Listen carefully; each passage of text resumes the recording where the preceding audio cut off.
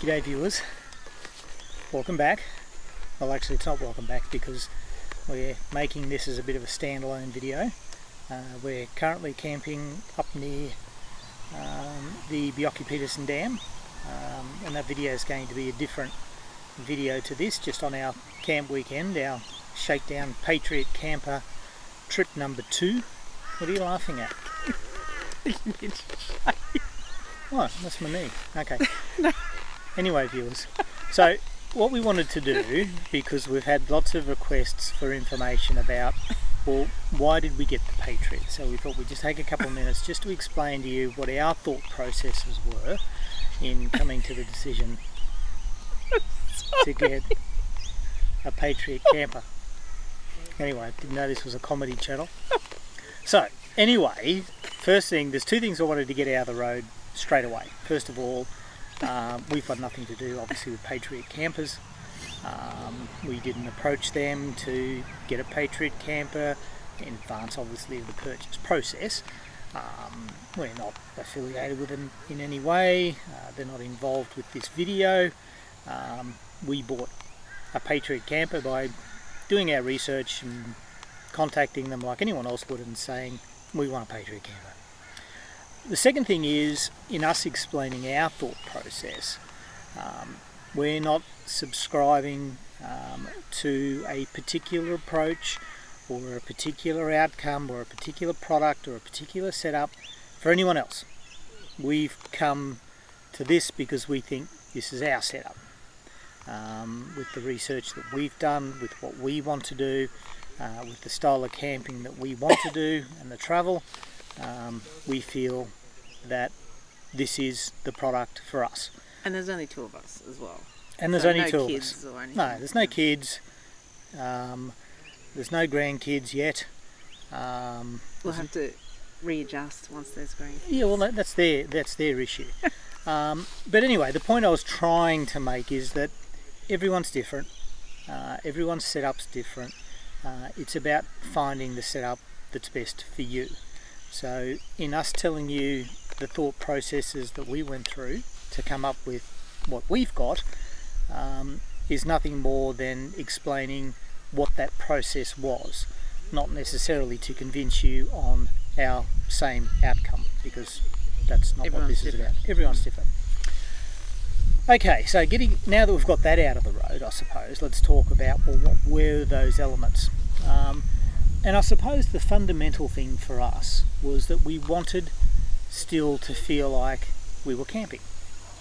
And there's lots of caravans out there, or hybrid caravans as they're called, that provide outside kitchens and outside living and all that sort of stuff. And again, we're not passing comment on those.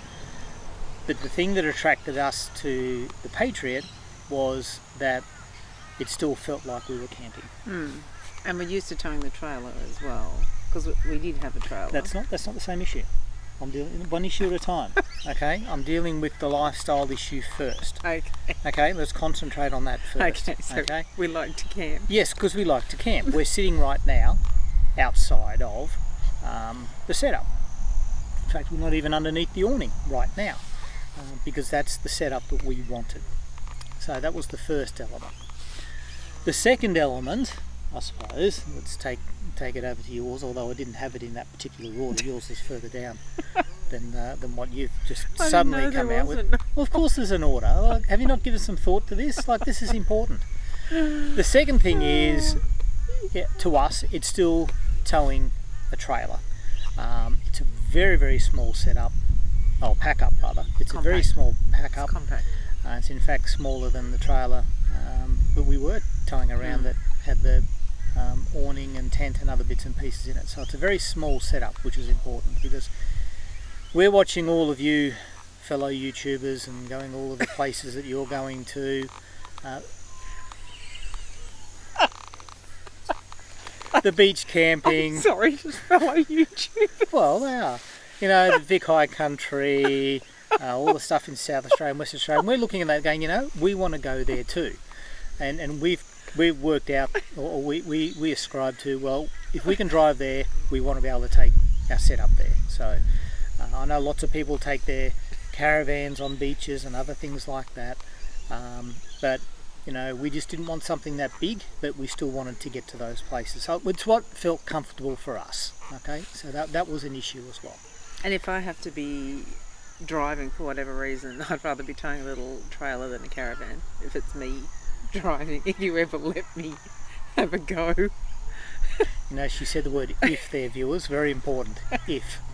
Yes, it'll be a while. We'll need to do some training first, viewers. Okay. Mum tends to drive the ute like the RAV, and they don't drive the same. Anyone that's got a RAV and anyone that's got a ute knows the difference. RAV's a legend. Yes, they are. Get a RAV. Okay, so the next thing, I suppose the bedding. Okay, this some of us had stronger views on this than others. I did not want a rooftop tent under any circumstances because I am not climbing up and down a ladder during the night for my multiple times that I do have to get up. So that was just a no-go zone. Yes, okay. So let's tell the viewers a little bit more about our thought process there. Because as we know, a lot of camper trailers have rooftop tent options or fold-out sort of bedding. You know, they sort of do that. But we wanted something in particular. One of us felt more strongly than the other on this, and I'll let you determine who that was, viewers. Put your comments. Rooftop tent. Put your comments in the comments climbing a ladder. But yeah, so we wanted to steer clear of the rooftop tent concept of climbing up and down a ladder. We wanted something that was a little bit more easy to access. Although you were happy with the rooftop. Yes. Like you would have been happy with the rooftop. Yes, but I would have been camping by myself. Yeah, I was no way.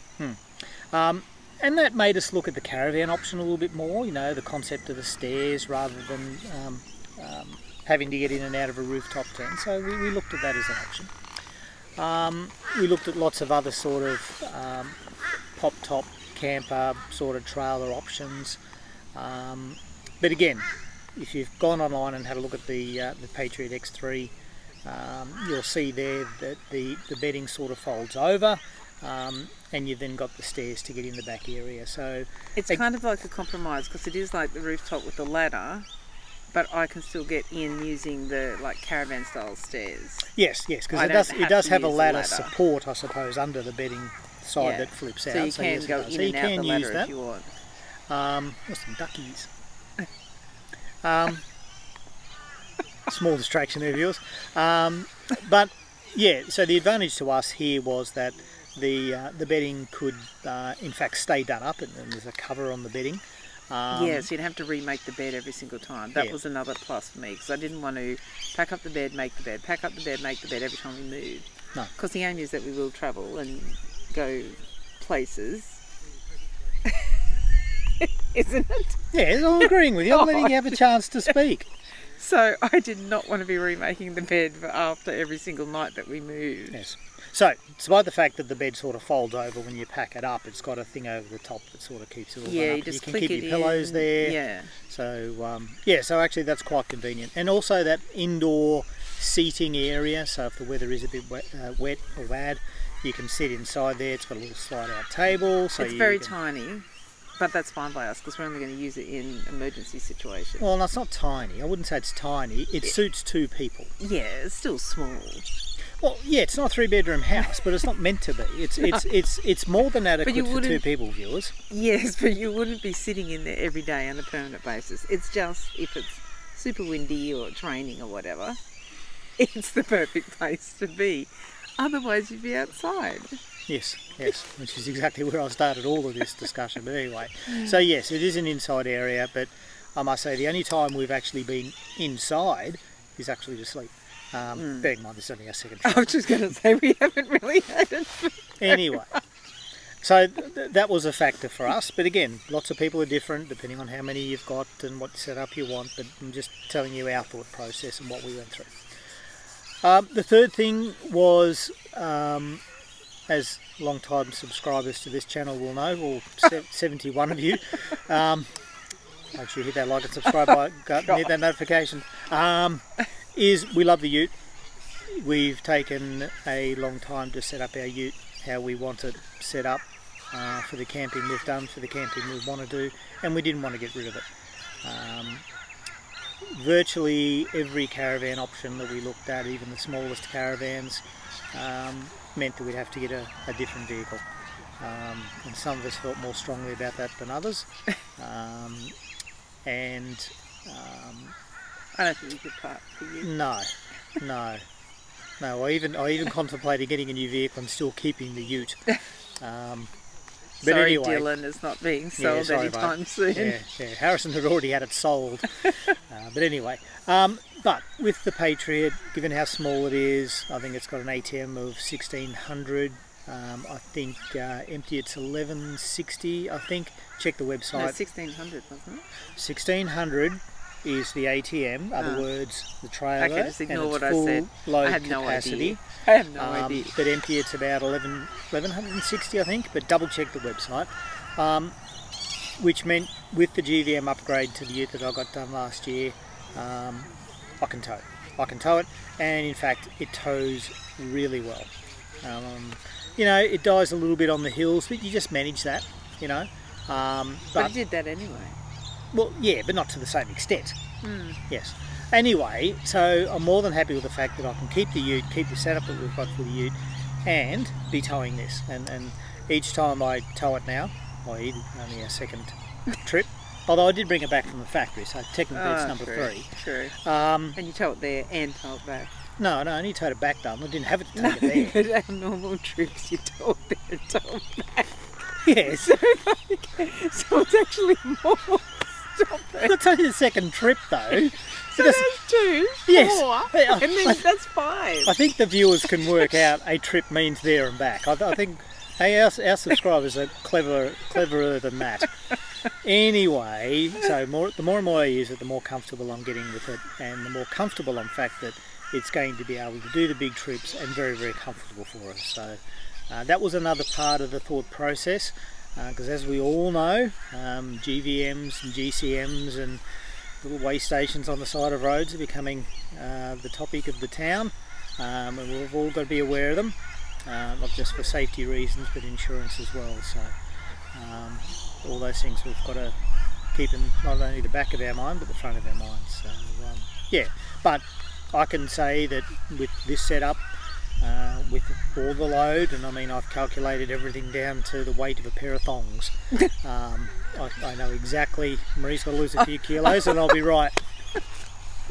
Well, it's more than a few viewers. But anyway, let's not go there. But I'm within weights. Yes, you are abusing me. Stop it. But I'm within my weights. I'm within my GVM and my GCM. I've done all the calculations and taken everything into account. And as we all know, it's just stuff that you need to be aware of these days. So that was another factor for us, being able to use a vehicle that we've spent quite some time putting together and very happy with, being able to keep that with our new setup as well. So the other factor was storage. I was initially concerned about the storage in these things. Again, with the ATM and the unloaded, I think that gave me something like 340 kilos to put in it, and obviously that excludes the water, so you put water in and that takes it off again, but everyone knows how things add up when you load. But yeah, that was a bit of a concern. I was never going to hit the weight. I was comfortable with that. But just fitting everything in, I'd put everything out on the ground that I wanted to take with us and thinking to myself, where's it going to go? But it just all does. Well, it fit in easily, really, didn't it? That's the end result, yes. But the initial concern was I going to have enough storage? But the answer is yes. And it's also a matter too of just saying, well, what do you really need? And bearing in mind you are camping, we don't have a coffee machine. We don't have an air conditioner. But we do have a sink, so that feels we have luxurious. A sink. We only had one comment on that, viewers, in our last video. Yeah, I'm still a bit. I'll put the call out again, people. Is it camping or not? I'm thinking not, but anyway. I'm happy with an outside sink to still define us as camping. Anyway, if you think different, well, let us know. Yeah, they were probably the main factors for us. Again, just going over it quickly, outdoor sort of camping for us, being able to use it with our current vehicle, the bedding setup, the indoor setup, the fact that most stuff's on the outside, ease of setup, that's the other thing. We don't have walls around the around the awning deliberately. But you can get them. You can get them. You can get them, but we haven't. Being able to use our current vehicle, all the Because we've got our storage and little all that sort mini of stuff. little mini inside area.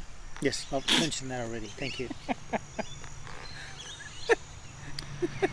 So all of those factors are what came to us. So we're happy with the setup.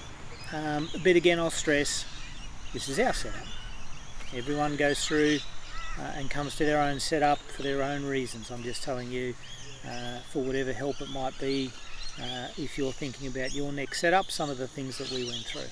Anyway, viewers, listen, we hope that's helped.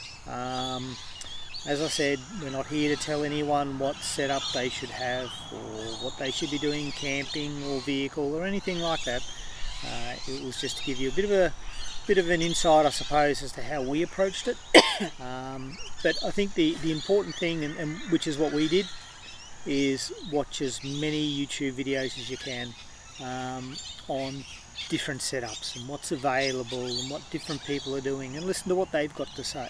But at the end of the day, just have a think about what you want to do, where you want to go, how you want to do it, and then look out there for what's available. That's exactly right. Yeah. Have we got it right? Bloody hope so. Time will tell. I hope so. I hope so. Time will tell. Yeah, we're not getting another one for a while. Anyway, listen, I hope that's of some help. As always, smash that like and subscribe button, hit that notifications. As I said earlier in the video, we're at 71 subscribers. Hey, from our last video, we got 6 subscribers. That blew me out of the water. So anyway, I dream one day of getting to 100. But anyway, okay, we'll get back to our normal recording for where we are at the moment. Where are we again? Baramba Bush Camp. Baramba Bush Camp. Heading off to the Gameri Pumpkin Festival tomorrow, and have a look around, but that'll be in the other video. So anyway, hope that's been some help, and we'll see you next time. Out for now. Out for now.